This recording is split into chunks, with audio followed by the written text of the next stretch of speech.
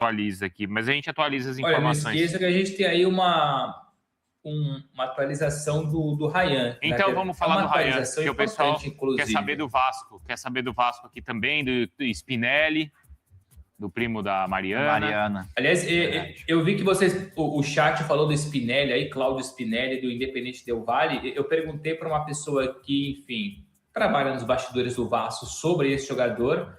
Essa pessoa, por enquanto, disse que não faz sentido. Não faz sentido porque o Brenner já foi contratado.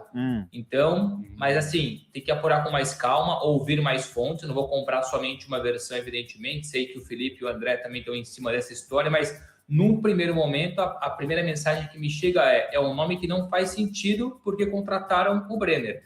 Mas, como eu disse, cabe aqui mais tempo, mais apuração para passar a mensagem mais credível e correta possível. E o Inestrosa também, que está chegando. Vocês informaram nos próximos aqui. dias. O Brenner teve o carimbo aqui, fala a fonte, não teve o...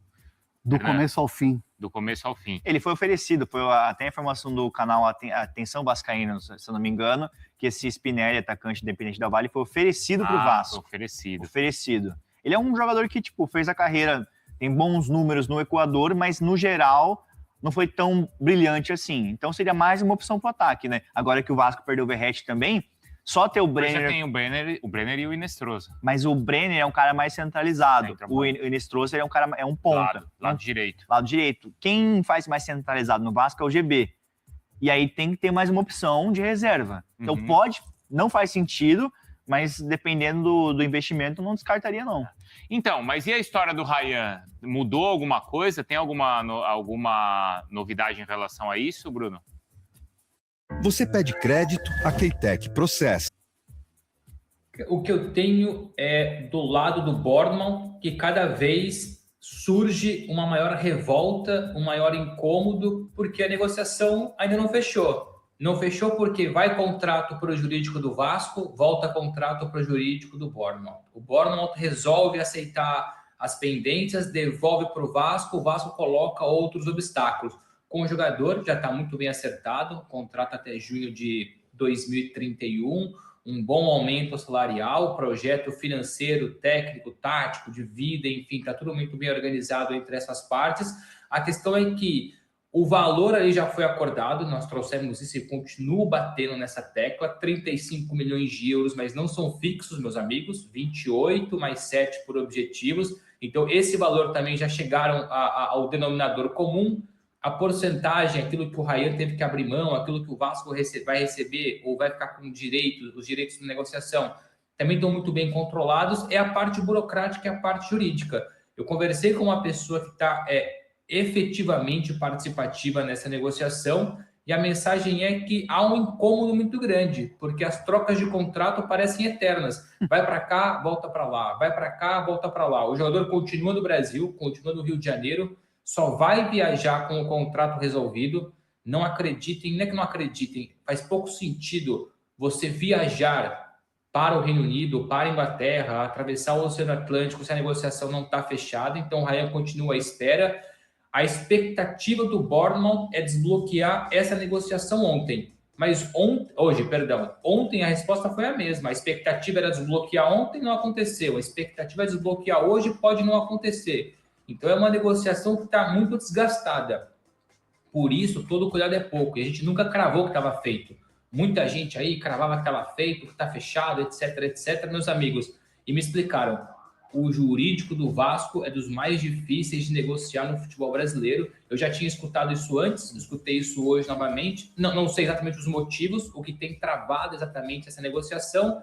Mas, em resumo, aqui contrato vai, contrato volta, contrato vem, contrato vai, e a negociação, por enquanto, ainda não está concretizada por questões burocráticas. A questão aí do documento, de assinar, tal, questões burocráticas, então, do departamento jurídico. Boa, Bruno, e o Bruno sempre está em cima dessa história, e desde o começo também é o primeiro a informar. Olha, o pessoal está pedindo muito para a gente falar do Palmeiras, o Gustavo Araújo, também o Fernando Magalhães. Cara, isso a gente completa do Vasco, fala do Flu também. Fala, Bruno. Não, do Vasco, coisa rápida. Eu vi muita gente no chat aí falando do Cuiabano. Não custa reforçar que o Nottingham Forest, para negociar em definitivo com o Brasil 10 milhões de euros, dá mais aí de 60 milhões de reais, não aceita emprestar.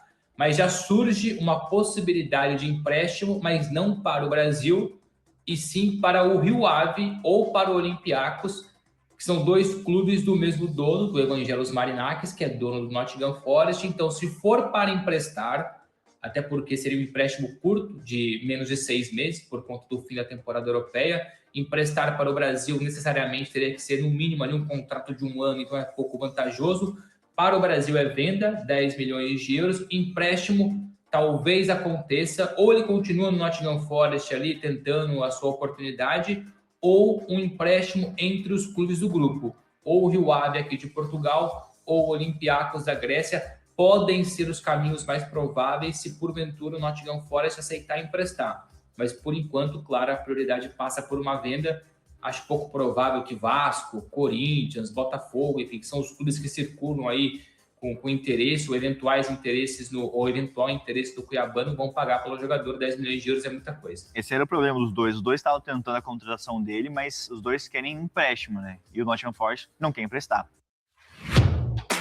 O pessoal, para mostrar aqui, amanhã, hein? 9 da noite, o Botafogo pega o Bangu no Newton Santos. Domingo tem o clássico no Maracanã. Fla-Flu acontece às 18 horas, 6 horas da tarde ou da noite, como preferirem. E no domingo, também no domingo, né? Depois do Fla-Flu, 8h30 da noite, em Bacaxá, o Boa Vista encarando o Vasco. Primeiro jogo, o Vascaíno se encheu de otimismo, o Flamengo vinha sem ritmo de jogo e a gente já sabe o que aconteceu. Como é que você vê essa preparação, esse estado emocional e o time em si para pegar o Boa Vista domingo? Não é uma coisa assim, vai lá, ganha, que é obrigação. Claro que pela tradição e camisa do Vasco tem que vencer sempre, independente onde seja o local. Agora, há pouco tempo, o Fluminense perdeu do Boa Vista lá. Exatamente. Não vai ser um jogo fácil, né? Esses times pequenos, como a gente sempre fala aqui, já se preparam há muito tempo e quando enfrentam um grande, normalmente dá a vida e acaba dificultando as partidas. Domingo, a expectativa é que o Vasco vá com um time misto novamente, até porque na próxima quinta-feira o Vasco já tem a estreia do Campeonato Brasileiro contra o Mirassol, então, internamente, o Vasco já olha para essa primeira partida com mais prioridade, até do que o jogo do próprio domingo. Então, o Vasco teve hoje de manhã para treinar, amanhã treina novamente, domingo tem essa partida contra o Boa Vista e vai se preparar aí com o time titular para enfrentar o Mirassol em São Paulo na próxima quinta-feira, que é como a gente sempre fala no programa. O foco de todas as equipes nesse primeiro momento de temporada tem que ser o Campeonato Brasileiro. O Vasco precisa pontuar, o Vasco tem o Mirassol que está passando por um processo de reformulação total, perdeu muitos jogadores, então é um jogo difícil em São Paulo, mas tem que aproveitar esse primeiro momento do Mirassol ainda de reformulação para tentar buscar alguns pontinhos ali e preservar o time titular para chegar com força máxima para pontuar nessa primeira rodada de Campeonato Brasileiro. Deve ser um time parecido com o que jogou contra o Nova Iguaçu, exatamente, em São Januário. Deve ser isso, né? Novo atacante na área, lá no Gigante da Colina, o Brenner desembarcou na manhã de hoje, no Rio, para realizar exames e assinar seu contrato com o Vasco. Com a saída do Verratti e do Ryan, né, o Brenner deve ser o titular para a vaga no ataque. As imagens são da BTB Sports, que acompanharam a chegada. Tem imagens? A gente vai ouvir o que o Brenner falou. Ele falou também com a rapaziada, né? Vamos ouvir. Feliz com a oportunidade que o Vasco está me dando. E trabalhar com o professor Diniz mais uma vez será uma honra para mim. Um cara que eu tenho muito carinho, muito respeito. E sei que vai extrair o melhor do meu futebol. E espero que as coisas dêem muito certo no Vasco da Gama. Ele não te dá muita opção, não, né? Você tem que vir, é uma ordem. Feliz dele ter me ligado, feliz de trabalhar com ele mais uma vez. E feliz de poder vestir a camisa do Vasco. Olha, falem bem, falem mal do Fernando Diniz. Você vê o respeito que ele tem do jogador. E tá aí, você viu nesse momento as palavras da galera da ESPN analisando um pouquinho sobre a situação envolvendo o atacante Claudio Spinelli. Será que esse jogador vai ser o novo reforço do Vasco? Ele teria sido oferecido e aí gera dúvida. Será que ele vai ser o cara para substituir o Ryan ou apenas um cara ali para fazer uma sombra para o Brenner? Qual é a sua opinião relacionada a esse jogador argentino? Ele que tem 28 gols ali em 52 partidas, se não me falha a memória. É um cara que vem sendo goleador, artilheiro na equipe do Independente Del Valle. Bom jogador Spinelli, jogador que é bem móvel, é veloz, é também aquele cara que tem boa jogada aérea, incomoda os zagueiros e que pode ser o novo reforço do Vasco da Gama. sobre Cuiabano, a dificuldade é grande. O Nottingham Forest não tem desejo de emprestar para o futebol brasileiro novamente. Eu acho que é um erro, né? Porque o Cuiabano rendeu muito no Botafogo, poderia render no Vasco e acabar sendo ali valorizado. Ele que esteve recentemente aí no Sub-21 da equipe do Nottingham. Ele que tem 22 anos de idade, mostra que não está nos planos do técnico para a temporada de 2026. Sou Minestrosa, vai desembarcar no Rio de Janeiro, vai chegar no Rio de Janeiro o novo reforço, a tendência que ele chegue na noite do sábado para domingo, para que possa ser o novo reforço do Vasco da Gama para a temporada de 2026. Baita reforço de peso para o Gigante da Colina. Peço a você que deixe o like, é muito importante para o nosso canal. Acione-se a notificação para não perder nenhum conteúdo. Nossa meta é alcançar o mais rápido possível 70 mil, conto muito com a sua ajuda e também com a sua moral. Vou ficando por aqui, velho, tamo junto e é nóis! Fui!